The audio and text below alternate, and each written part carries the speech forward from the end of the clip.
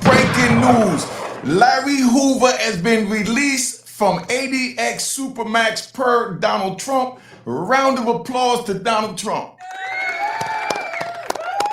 Round of applause. Round of applause. Okay, relax. He done let a lot of my brothers home that was in prison for life without chance of parole. I have two of them here that want to personally wish Larry Hoover, welcome home. But before we begin, let's get the music, man.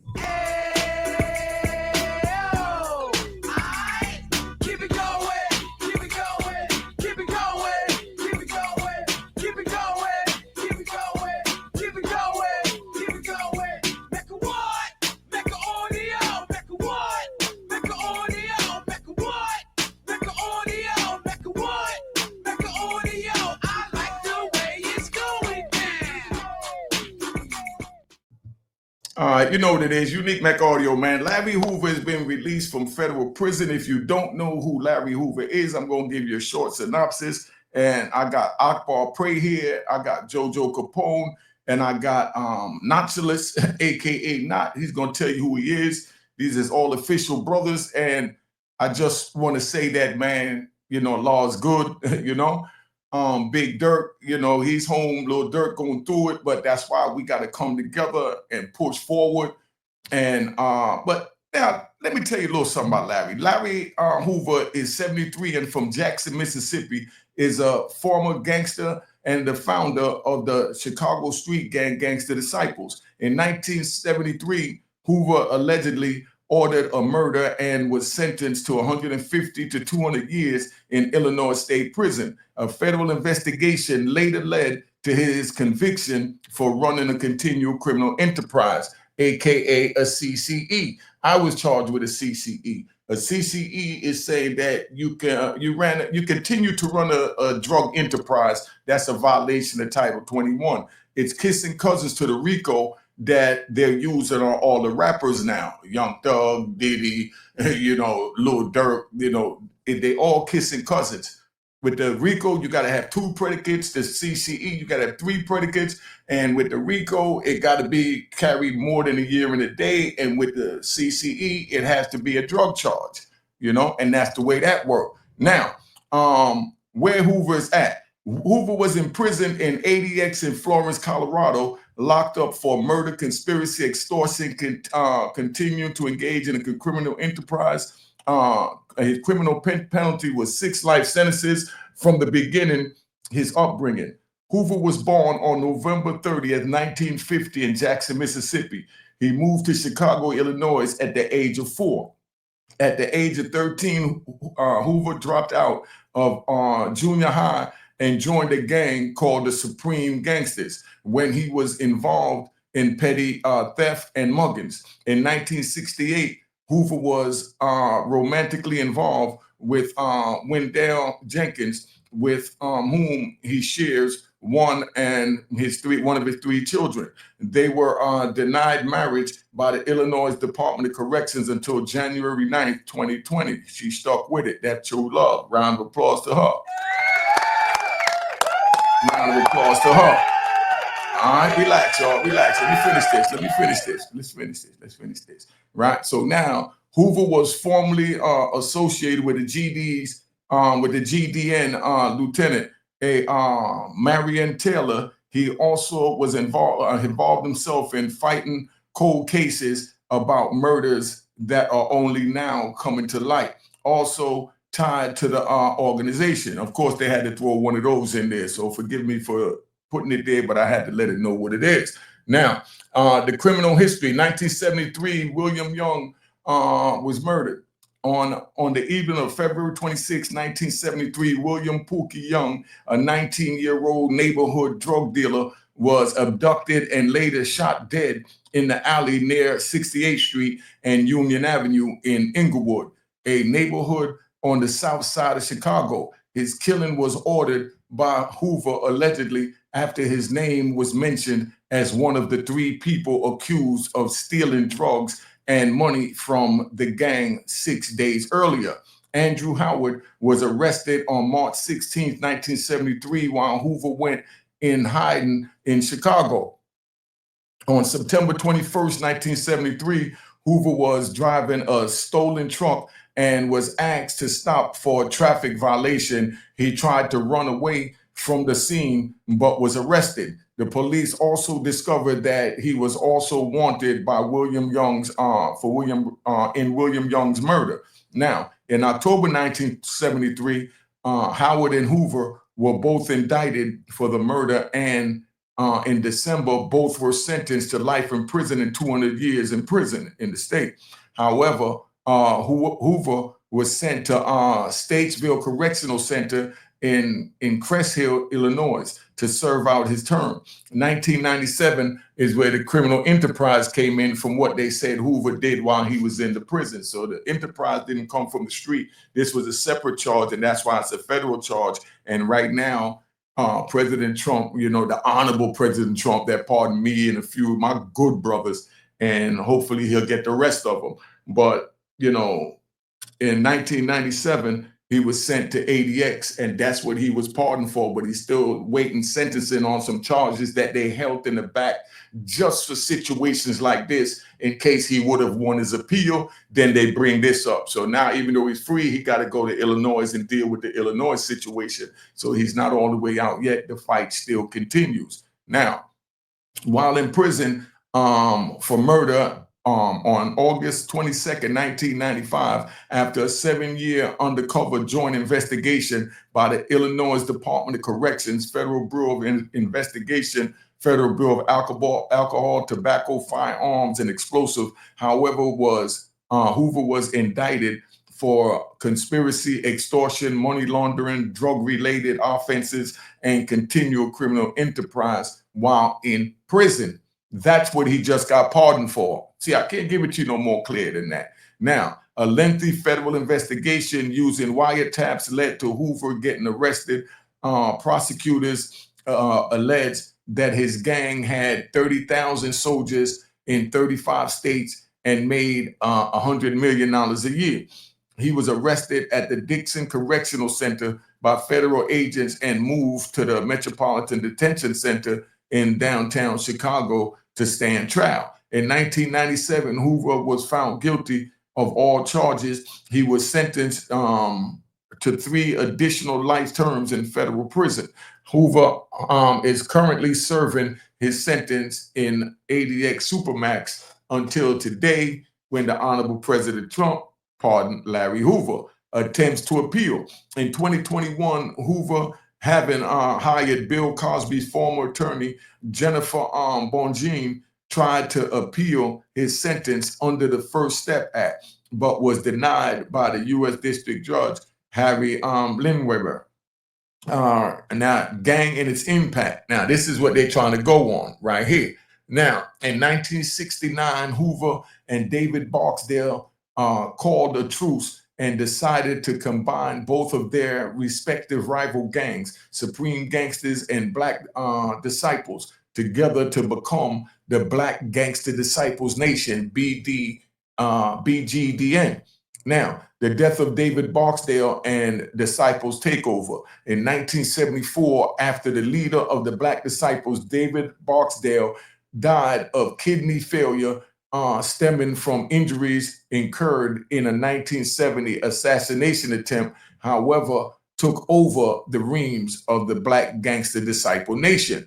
He deemed himself as a chairman of the crew. At the time, the Disciples had control of Chicago's South Side turf. Under Hoover's rule, the Black Gangster Disciple Nation took over a majority of the Chicago drug trade, allegedly. Now, while incarcerated in 1978, Hoover formed the Folk Nation, which added all gangs in his personal likeness and interest to rate to the BGDN, such as the Lady Satan, what's this, Magnet Latin, Madden Latin. Y'all correct me in the comments. I know I got rap bastards out there. Y'all handle that. You know, let's keep it moving. You know what I mean? Spanish Gangster Disciples, Ambrose, the two Boys, 2 Sixers, Simon City Royals, Northside Insane Popes, La Raza Nation, Spanish Cobras, Imperial Gangsters, Harrison Gents, and the Latin Eagles. The Folk Nation maintained their ground from within prison property to drug turf streets and the streets. While Hoover was incarcerated, he ran the gang's illicit drug trade, allegedly, both in prison and on the streets, starting from Chicago's West Side and later extending throughout the United States. Similarly, certain parts of the affiliated folk nations began to expand to parts of the United States, including the Midwest, or which Chicago is in. As of 2022, the Gangster Disciples has confirmed expansions to Indianapolis, Kansas City, Minneapolis, Detroit, Milwaukee, Birmingham, Cincinnati, Memphis, and Hoover is the birthplace of Jackson. The Folk Nation included that of the Black Gangster Disciple Nation, also personified a rivalry with the People's Nation, which included other gangs such as the mighty Black Peace Stone Nation, run by Jeff Ford, who today shares the same prison facility as Hoover and is also a Mississippi-born native.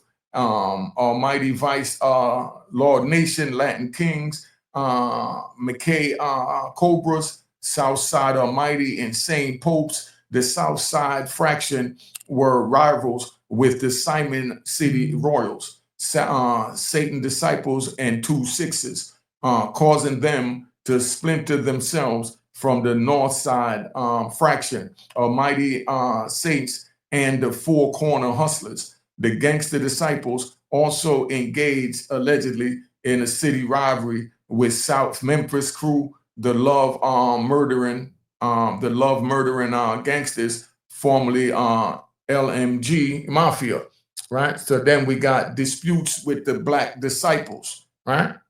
Yeah, we're almost done, so we're gonna finish this. Disputes with the Black Disciples, you know?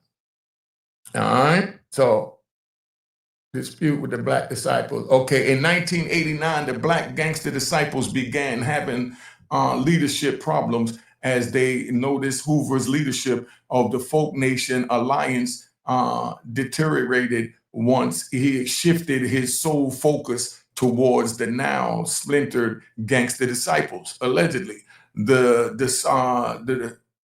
decline of the BGDN leadership infuriated a majority of its members and resulted the two gangs separating into the Four Nation Gangster Disciples and the reincarnated Black Disciples. One instance of this split and later almost whatever, we good. But now I'm going to bring up JoJo Capone so he could correct anything that I may have said wrong. That's why I have JoJo here. JoJo, come to the mic, you know. JoJo all over the place, but we're going to get him there. But, you know, that's where we at. So right now, I'm going to bring up Michael Knock Palmer, and he wants to say welcome home to Larry Hoover. Sit still in the mic, Knock. Larry, yeah. Greetings, Larry. The last time we met was 29 years ago. Terry Hutt. I was a young man, just got convicted, super kingpin charge of first in Washington, D.C. before Rayford Sedman. Like I was explaining through the doors, we were in the Cuban unit. On your way to ADX, they took you through there. I just got a stabbing and I was in there. And I was asking you, what's the difference between folks and people? Because to me, it meant the same. And you was trying to explain, but we couldn't. There was a lot of noise. I want to thank you. Thank you very much for those words of wisdom. I also want to let you know that congratulations, and it's time well overspent. One thing about God is that he'll use whoever is in power, no matter how people seem. I thank Trump very much too, because if it wasn't for Trump making the First Step Act retroactive, the statute, I wouldn't be here myself. And right now, like I said, it has humbled me. Society has changed tremendously. I'm a father of 4, and I'm a grandfather of 10. And that's the beautiful thing, man. You're coming home at a good time. You look good. You're still healthy. You got a good support team. Just enjoy your grandkids, brother. And with that, I'm going to end that like I always do. One love. All right, so that was Michael Not Palmer. So now we got Akbar Prey, you know. All right, Akbar, let's go, baby. My brother. Tell them who you want to pull off the screen. You have the screen to yourself, all right, family? I can hear you. You can hear me? I can hear you. What you just said. I just said I'm going to pull off the screen. We need to see your face. Pick up the camera. All right. Let's be professional. And let's go. You're the boss. You taught me. You're our big homie. Let's go. We don't want to bore the people. Let's go. You got a powerful message. We want to hear it. I'm getting off the screen because your message is so powerful. I got you. Let me not get off, and you introduce yourself and, tell them, you're welcome homes, and let's keep this moving. Okay. All right. Hey, peace, my brother. Peace, Larry. And welcome home, my brother. You're coming off at home at an auspicious time. My name is Akbar Prey. I'm from Newark, New Jersey. You're coming home at an auspicious time, brother. There's a leadership vacuum in the Black and brown communities. I know that you can fill more than your role out in the Midwest where you're at and make a difference. We're in a position, Larry, where we no longer have to try and make a statement. We have to make a difference. Everything I've heard about you suggests that you will do as much. Again, it's always been about community, in my view, with what you were doing in some regards. So you have an opportunity to change the community. In the past, I'm sure that people said that you showed examples of power. Now you have an opportunity to show the power of example. Both of us are no longer part of the problem. We're part of the solution. I look forward to, at some point, working in collaboration to try and change the life trajectory of some of our inner city at-risk youth. That's what I'm doing in Newark, New Jersey, working with my mayor, Ross Baraka, who is currently running for governor, who I'm giving my full support to. So again, welcome home. Uh, Stay safe, be well, and know that every day while you're out here, every day is a celebration, homie, and every meal is a feast, man. Stay up, stay safe. I'm Akbar Prey. I'm out. All right. So hold up. Let's bring JoJo up here, and Knoxilus. Okay, so JoJo, tell him who you are. You give first of all, if it's anything, give him his shout out. And if I read anything wrong from my research, I would like you to correct me. All right. Oh yeah, for sure. It's a great feeling. And man, dreams do come true for many of us. The government deemed him all those things you was reading. We disagree with them things, but we just happy overall that he home. So welcome home, the old man, as we call him. We love you, and this moment is overwhelming, man. But thanks to everybody that helped with the process. Of course, Donald Trump, Alice Johnson, Justin, the lawyer, other attorney, the family, and all of us that's been waiting on his return. Yes. Now, let me bring the other brothers back up here. Now, just so you understand, I wanted to read something about them because we've been locked up so long, and we talking about decades, and we're talking about 4 and 5 decades that the youth don't even know, who we are and what we did. So they see how powerful we became when we became the men that we are now, like what Akbar is doing and like what I'm doing, talking to the youth on YouTube. This all to better our people, but I want y'all to hear the history of what went on as far as what he was accused of, so they get some type of enlightenment. And that's why JoJo's here. So anything that he wants to correct, he correct. And that's why I said allegedly, but I just wanted the people to know, So now, Brother Akbar, Yes. I went to your party the other day. I'm going to edit your video for this weekend. You brought all the good men together. Everything you're doing is powerful and is definitely, you've been enlightening me before we even met, you know, because you've been writing for Don B. Those articles, and I met brothers that was in different jails with you, and everybody spoke highly with you, just like this brother right here. You know, turn the phone now, you know, so that's where we at. You want to say something to Brother Akbar or Brother JoJo? Not. Huh? I can't hear you. I said, would you like to say something to Brother Akbar or Brother JoJo? Oh yeah, I introduced myself to Brother JoJo. I didn't know who he was. Akbar, I know very well. Back up on the phone, man. We looking all in your mouth. Yeah. Oh, excuse me. Yeah. I know Akbar from Lewisburg. We met in Lewisburg, and it was a time when DC just sentenced me to the 2 life and 20 years for the 848 in New York. Just indicted me again with a money laundering. So I was in transit, and the first time I met Akbar, it was his wisdom that stopped me from getting an entanglement with another individual. And it wasn't until later on that I realized the power of strength and what a general is really. A general is one that uses his wits, and that's what he did. The other brother, I just introduced myself to him. He's from Chi-Town. And I want to wish you, again, I want to give you my salute, brother. We never crossed paths in the pen, but just the fact that you're here, you're a man of substance. And I salute you for that. And you're from Chi-Town, the Windy City. I got a lot of friends in there, both on both sides, the BDs, GDs, and so youngsters that I used to talk to when I was in the penitentiaries. And other than that, fellas, I support what Akbar's doing. He's trying to bring, I'm a Garveyite.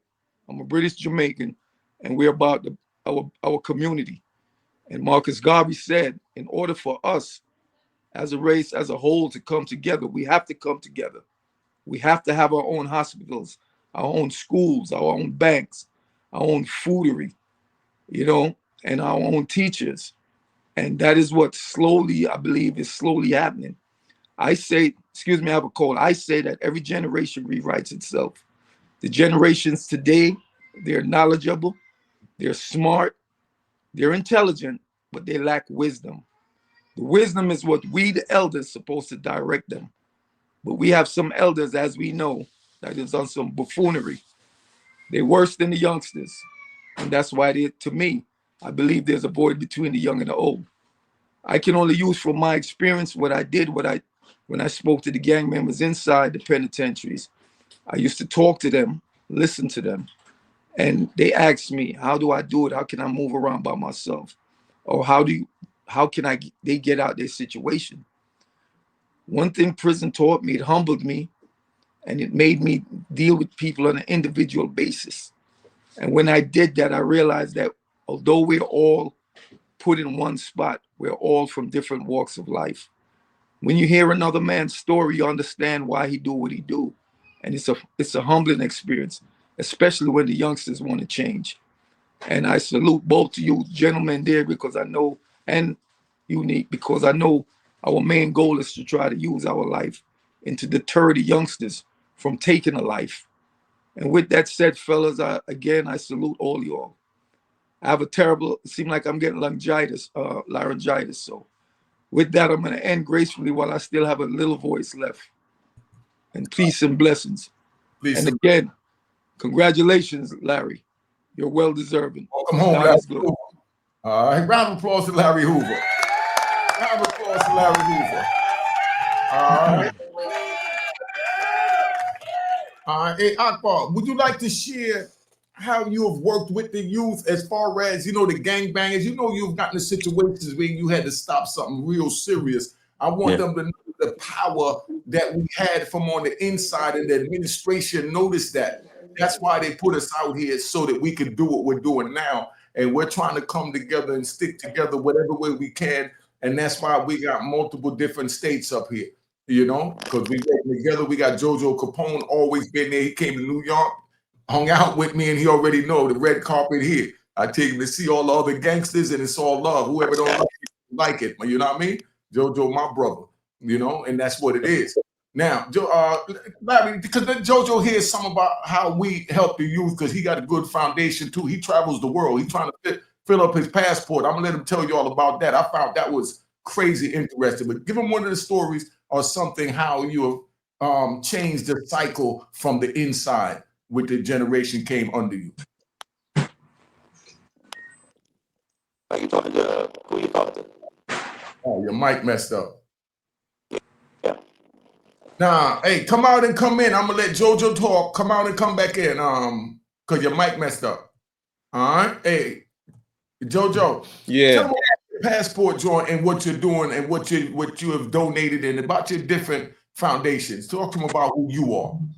Well, basically, kid born in Chicago, raised in Puerto Rico, New York, LA, and Miami. Lived my life some years in Atlanta, New Orleans. So I was banked around a lot as a youth. And coming from the ghetto, I just always wanted more. I wanted to see more, do more. Like I said earlier, I don't like the fact that our brotherhoods, like the Black Panthers on down, any foundations that we had from elders in the community to spread their knowledge, wisdom, and understanding to us was deemed as gangs or organized crimes by the government.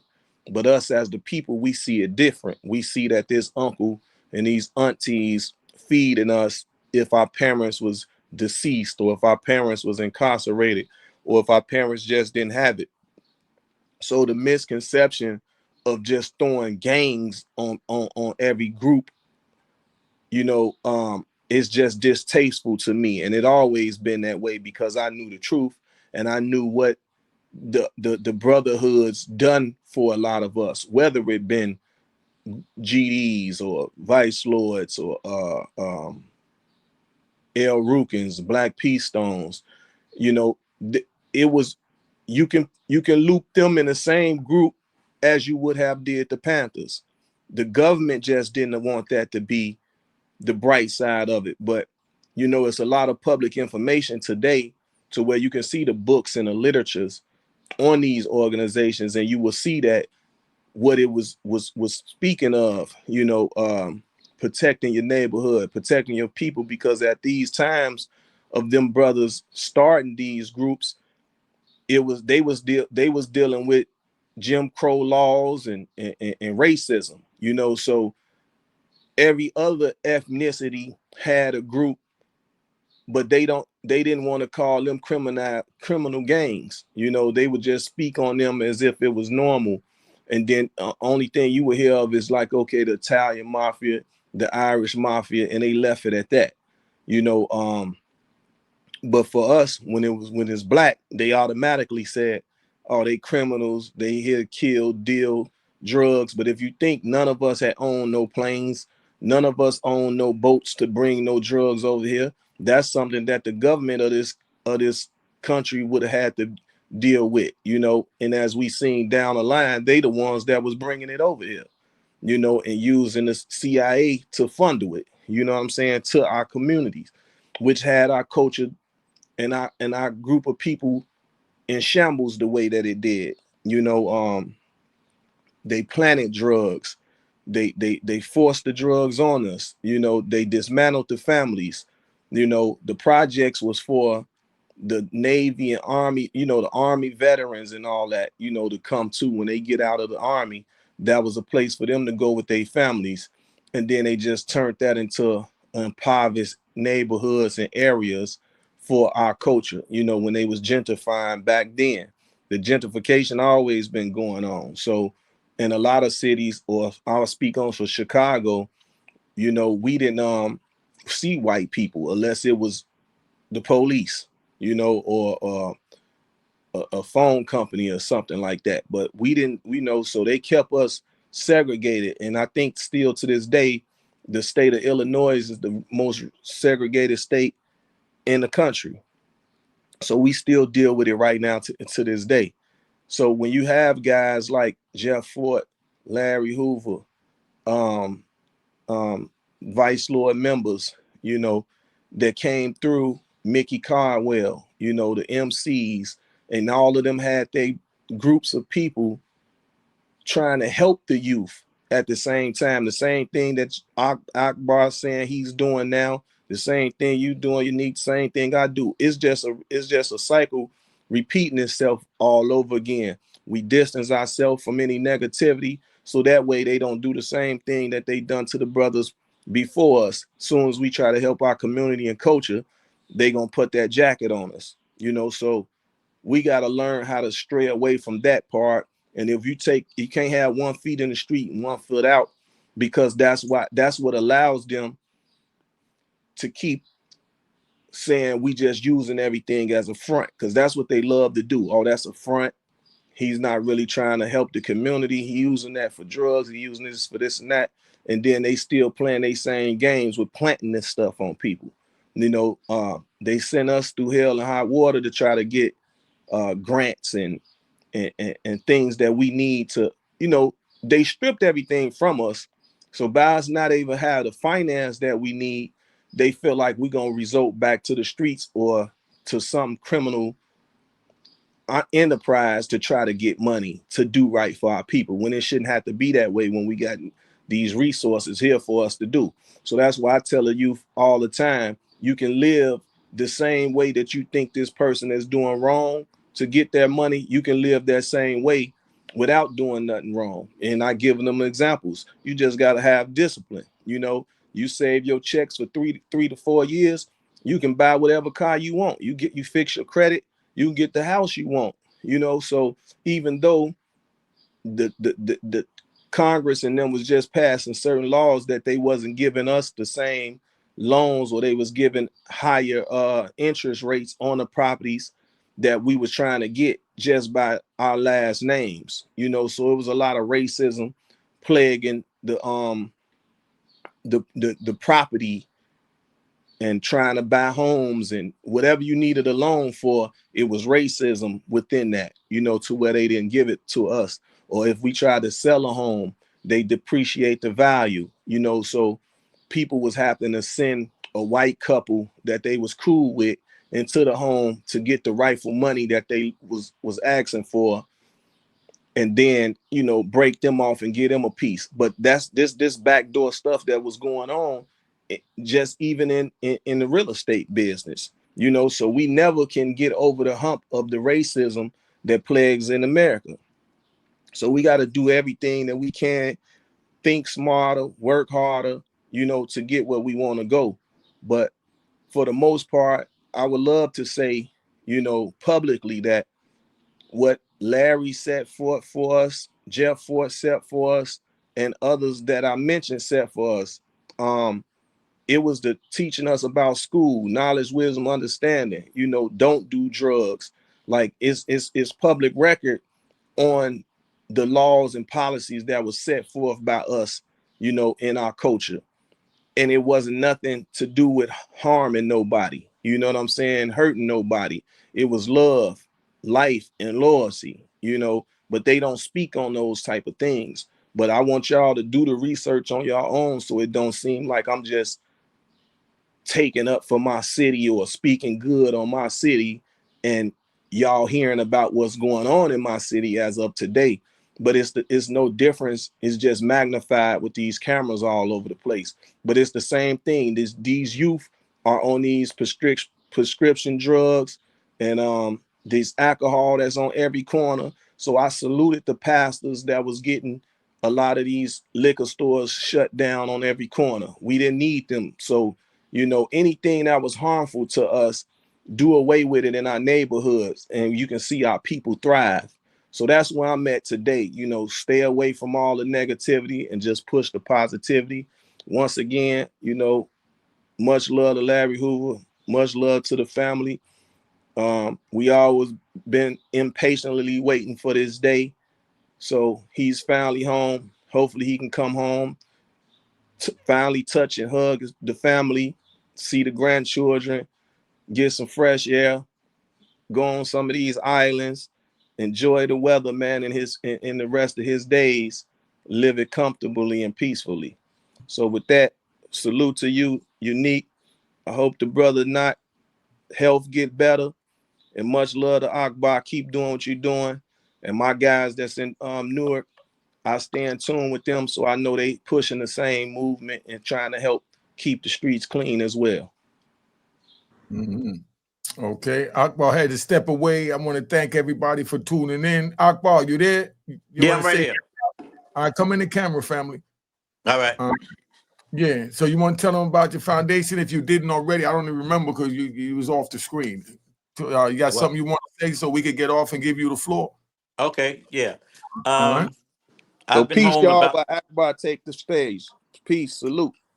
All right. All right. Peace, Peace. black man. Thank you, Jojo. All right. I was sentenced to life sentence, life without parole.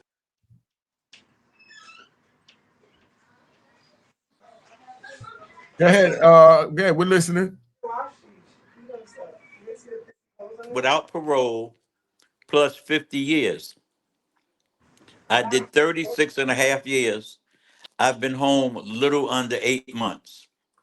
I said when I left that I was going to hit the ground running, and that's what I fully intended to do. I came out here messianic. I had a mission. One of them was to Akbar, help the your hand is brothers. over the camera. Your hand is over the I, camera. I'm sorry. Yeah, there I you go. came out with a mission, one of which was to help some of the brothers that I had left behind.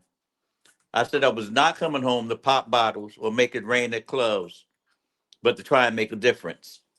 There are good men in these federal and state penitentiaries that are going to die in jail if some of us that are released don't try to do something to make a real difference. We have to reach back. We have to continue to reach back to try and change the system that we had been a part of and a victim of.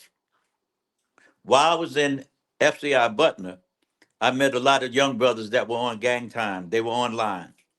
Some from the Midwest, some from the South, and a lot of them from up top where I'm at. I had a young brother who was like my son. His name is Legs. He's from out of Chicago. You might know him, Capone. I think it was a hobo or something like that. But anyhow, I got a chance to talk with a lot of the brothers, and at some point, I had all the gang members meet me on the yard. And I said, listen, what's obvious is that you got power. But in my view, you have negative power. You're part of the problem. I want you to become part of the solution. So I said, what we're going to do, I asked the question, I said, how many of you in here know Kobe stats? Virtually every hand went up. I said, how many of you in here know what a trade line is? Not one hand went up. I said, how many of you know your credit score? Not one hand went up. I said, homies, there's a problem and there's something wrong with this picture. And we've got to try and change the problem. We got to try and change the trajectory that we're on. And when we hit the streets to go out there and make a real difference in our communities, not not simply to just stop the violence, but also to empower the community. So reaching back to some of our old history in some regards, but sometimes everything that old becomes new, is that we had to reach back as a nation, as a people, and start to try and make a difference, not as individuals. They say if you want to go fast, you go alone, you know, but if you want to go far, you go with others. So my instance, what I intended to do was collaboration. So I reached out to some of the gang brothers when I got out. And in Jersey, the gang situation is different. They're no longer beefing about colors. They're doing collaboration.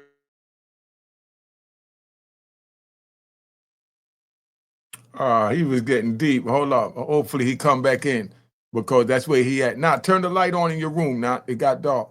Yo, but I want to welcome home Larry Hoover again. That's what this is about. That, Honorable Donald Trump has exercised his executive powers and released one of the brothers. And round of applause to Donald Trump. Round of applause to Donald Trump. All right. Let's bring Akbar back up here so he can finish what he was saying. Go ahead, Akbar. Finish. I said, in Newark, the gangs are no longer beefing about colors. They're collaborating. It's about collaboration, not confrontation. So what we did is I wanted to do something in the youth house. In the youth house in Newark, 80% of the young brothers in there the little young brothers are in there on homicides, murders, or attempted murders. Even if they're not the actual shooters, they're waving them up and trying them as adults. We wanted to find an intersectionality between ourselves and the criminal justice system. So we started bringing in what they call credible messages, brothers that had street creds that could come in there and talk with them and help them navigate what was confronting them, and also teaching them emotional intelligence and conflict resolution. I got sponsored in many regards by our mayor here, who is now running for governor, and who I have endorsed as the next governor of the state. Along those lines, he was the first person to write me a letter of commendation when I first tried out for clemency. In any instance, we are in the youth houses now, where we are working with these young brothers. We gotten in touch with lawyers, and we are having what they call working with them to get around the Wade hearings. The Wade hearings is what allows young brothers throughout the country, 14, 15 years old, to be waived up and tried as adults.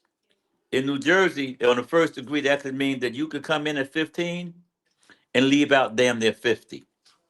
Nobody is the same person at 15 that they will be at 45 or 50. So you're throwing away a lot of young black lives. And there's a thing that is called, I think it's called Miller versus Arizona, where it shows that the area of the brain that controls risk taking and executive judgment doesn't mature until a kid is 23. So what we're trying to keep is them for us just throwing away generations of young black kids. We're also working to try and bring back parole in the federal system. While I was in the system, I ran what they said was the largest inmate rehab program in the United States in the federal prison system. I did everything in the system but find a cure for cancer, but it never moved the needle. I still had life with no parole plus 50 years. I had some good homies, young homies from out of DC, who routinely going up for parole. Some of them had 3 and 4 bodies. I never went up.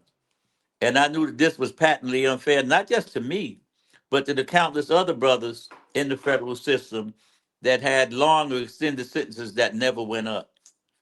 So I was determined to try and change that. That's part of my mission now on the street, is to try and find a way, working with other other brothers like yourselves throughout the country, to try and bring back parole so that they won't have to wait as long as Larry waited or as I waited in order to go up and be heard on the merits. That if we work in collaboration and we work seriously and we get past the petty bickering and fighting for crumbs while they dividing the whole pie up top, then we can make a difference. In fact, we have to, because we can't look to anybody. The man on the white horse doesn't exist, and we are the solution to our own problems. So we have to collaborate. We have to get together. We have to join together like we're talking now. We have to do this more often. We have to do this frequently. And we have to bring, they say that the sum is greater than the weight of its whole, or its parts. We have to bring collaboration in the synergy of working as one unit on whatever our problem is as a people. So I'm glad that Larry's home. I know he's a thought leader. I know he's a leader, not a boss.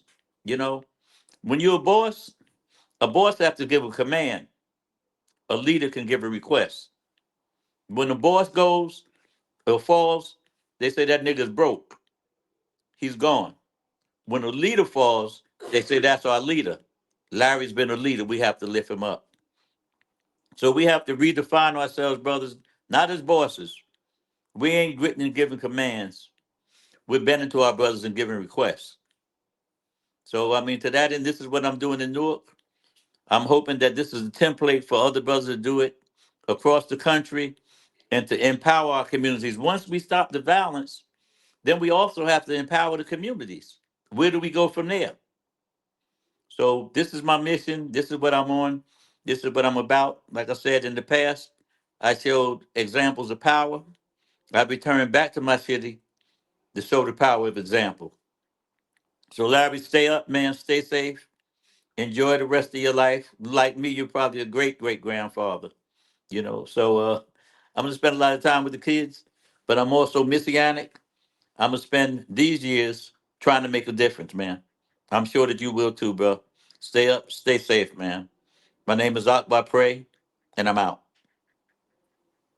All right, so that's where we at. Now, Akbar said something real powerful in there when he said that we talking about generation. This is how old Larry Hoover is now today. This is how young he was when he went in, so that you understand what I'm saying. He went from that to that. They have no problem taking your lives away if you violate the laws of this country. And that's why we stress here, do not violate the laws. Live a happy, safe life with your family. That's what we're promoting over here at Unique Mecca Audio. And that's why I bring powerful men up here like Akbar Prey, not JoJo Capone.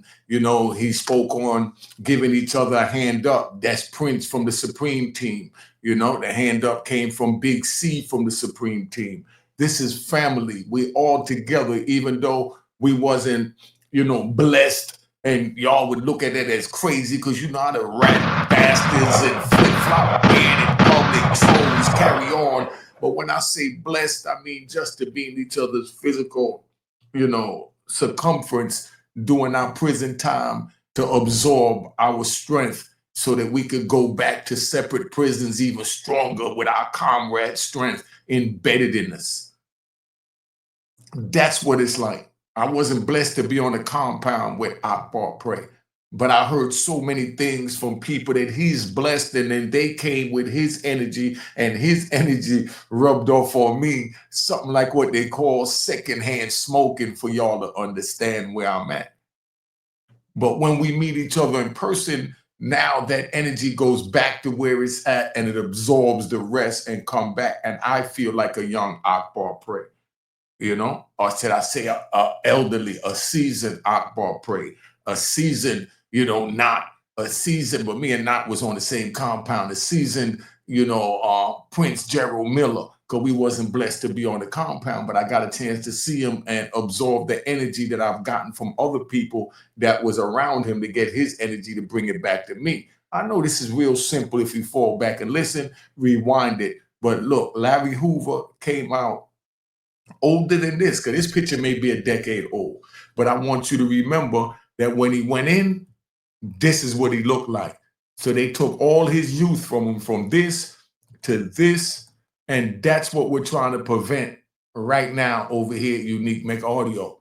All right, I'm about to tap out. Been on here long enough. I'm gonna let the brother Akbar say his salutes and goodbye, and once again remind you what he's running for and what he stands for, because this is the big homie. My brothers, I'm going to close it out with this, man. Two things. Until the lion learns to write, all the glory of the hunt will go to the hunter. We have to redefine ourselves. We have to tell our story. We have to tell our history. We have to preserve our history. They are getting rid of critical race theory. They're not teaching it in the schools. They're not teaching the Black history in the schools anymore. We have to do that. We have to get with people. We have to support people that understand our agenda as a people. We have to elect people, and we have to support people that understand our agenda as a people. They say if you don't have a seat at the table, then you're on the menu, So we have to have people that will place us at the table, man, and represent our interests. And like I said, in my case, I'm supporting Ross Baraka to be the next governor, the first African-American governor in the history of the state of New Jersey. I'm supporting Andrea James out of Massachusetts to be the first female, African-American female for governor in the state of Massachusetts. These are the kind of moves that we have to make, homies. It's our responsibility now, man. We're thought leaders, We're people who we are iconic in our communities. We have to leverage our former infamy and use it for good. That's what I'm doing here, and I encourage all of y'all to do the same. All right, stay up, stay safe, man. I'm Akbar Prey, and I'm out. All right. So I just want to thank him, man. We just try and let y'all get the real over here at Unique Mecca Audio. Everybody express their views. You smart enough to know what it is. I brought very intelligent brothers up here to express their views. So do not dismiss them. Take your time, do the research. They know. These are brothers that I listen to. And that's why I brought them up here for you to hear them and listen to them and try and comprehend where they're coming from. Because like he said, he asked brothers in Buckner, you know, who knew who a sports player was. Everybody knew him. Then he asked who knew a trade line. They didn't even know. And on that note, I'm going to say, follow my daughter, Juanita Mecca Audio. She tells what it was like growing up without her father for 26 years because he was in prison with brothers like this. And I want y'all to hear what it's like from a female's point of view that had to grow up without her father in the house. I say father because I don't believe in daddy. Daddy's just one that just, you know, bust a nut and leave his semen behind. A father is one who furthers one education to the next level. And that's why I introduced my daughter to the YouTube, being that I came home and I found a lane. I'm bringing her in and I'm able to showcase my brothers like Akbar Prey, like JoJo, like Not, like Prince. I could showcase their views like Lou Sims, like Faris, Peter Shue, Kevin Childs, Gangster Lou, you know what I mean? Bootsy, Street Knowledge Podcast, you know, I mean, that's what this channel is about.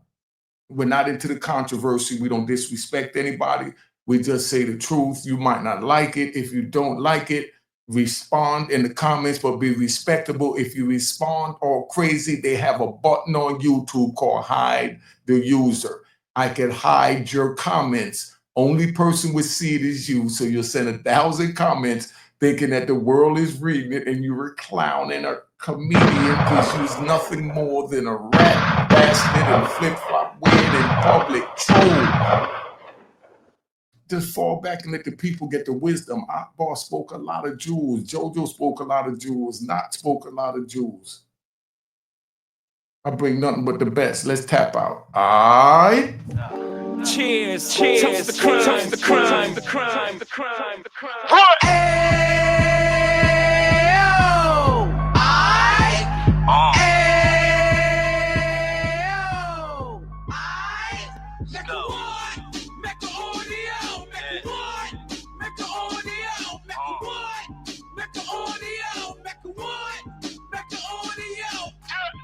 Fresh out the can of 26, he back on the strip, getting back in the mix. What he mentions a gift. You stand up 10 toes down, and I suggest you pay attention to this. Real. Take a little gully posse and put it in Harlem. He cut from the bottom, came up from the bottom. Drop the book, you should go and get it. The Instagram page and the YouTube, you could go and visit. Then you could consider yourself LinkedIn. Sit front row and get Jews from a kingpin. How he went through it, so you ain't gotta go do it. To not pay attention would be stupid. Talking about a man that probably put your grandfather on. Probably the reason that him and your grams got along. A man that generated millions on the block, did his time, never squilling to the cops, Mecca Audio.